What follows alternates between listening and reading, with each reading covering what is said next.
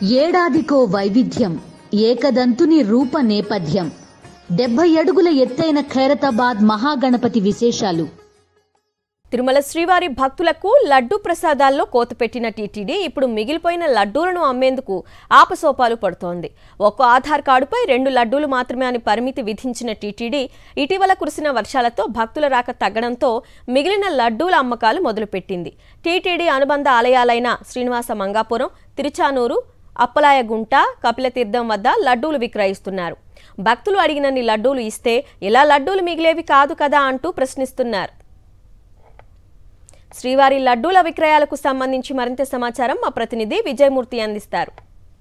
తిరుమల శ్రీవారి లడ్డూలను తిరుమలలో మాత్రమే ఇప్పటివరకు విక్రయించేవారు. ఈ నేపథ్యంలోనే అధిక లడ్డూలు విక్రయించాలంటూ ప్రతి భక్తుడు కోరుకున్నటువంటి లడ్డూలు ఇవ్వలేమంటూ ఆధార్ కార్డు ప్రామాణికంగా చేసుకుని 2 లడ్డూలు మాత్రమే ఇస్తామంటూ కొన్ని పరిమితులు కూడా టీటీడీ ఈ మధ్యకాలంలో విధించడం జరిగింది. ఈ నేపథ్యంలోనే తిరుమల లడ్డూలు పెద్ద సంఖ్యలో మిగిలిపోవడం, ఇటీవల కాలంలో చోటు చేసుకున్నటువంటి పరిణామాలు ఏదైతే వరదల కారణంగా ఇటు తిరుమల శ్రీవారికి భక్తుల రద్దీ తగ్గడంతో తిరుమలలో తయారైనటువంటి లడ్డూలను కేవలం తిరుపతిలో ఉన్నటువంటి స్థానిక ఆలయాలతో పాటు ఇటు విజయవాడ, బెంగళూరు, హైదరాబాద్, ముంబై కూడా విక్రయించడం జరిగింది. తరలించి అక్కడ అమ్మకాలు సాగిస్తున్నటువంటి పరిస్థితి కనిపిస్తోంది. ఈ నేపథ్యంలో తిరుపతిలో ఉన్నటువంటి స్థానిక ఆలయాలు, తిరుచానూరులో ఉన్నటువంటి యొక్క సూర్యనారాయణ స్వామి ఆలయం వద్ద, శ్రీనివాస మంగాపురం, ఇటు తిరుచానూరులో ఉన్నటువంటి అనుబంధ ఆలయాల్లోనూ, అప్పలాయగుంటలోను, శ్రీనివాస మంగాపురంలోను,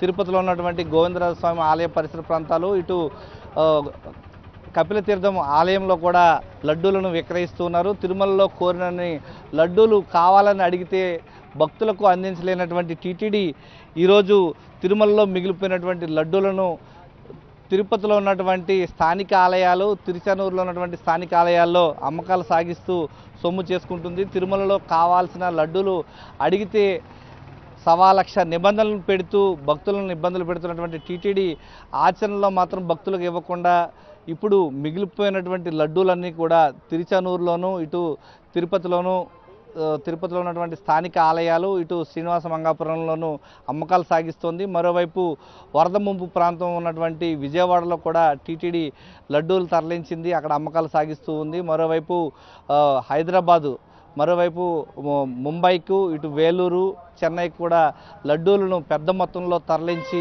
అమ్మకాలు సాగిస్తూ ఉంది.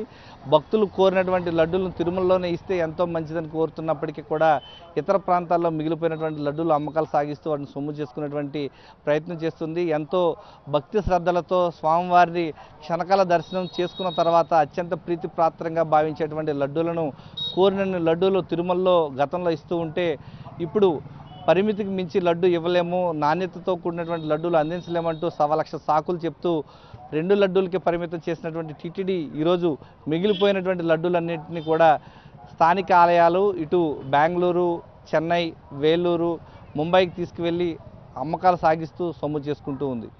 ఇప్పటికైనా టీటీడీ ఆలోచనలో మార్పు రావాలి. తిరుమలలో కోరినటువంటి లడ్డూలను భక్తులకు కోరిన విధంగా ఇచ్చే విధంగా చర్యలు చేపట్టాలని చెప్పేసి భక్తులు కోరుతూ ఉన్నారు. కెమెరామెన్ ఎల్ఐతో విజయమూర్తి, సాక్షి టీవీ, తిరుచానూరు సూర్య దేవాలయం నుంచి.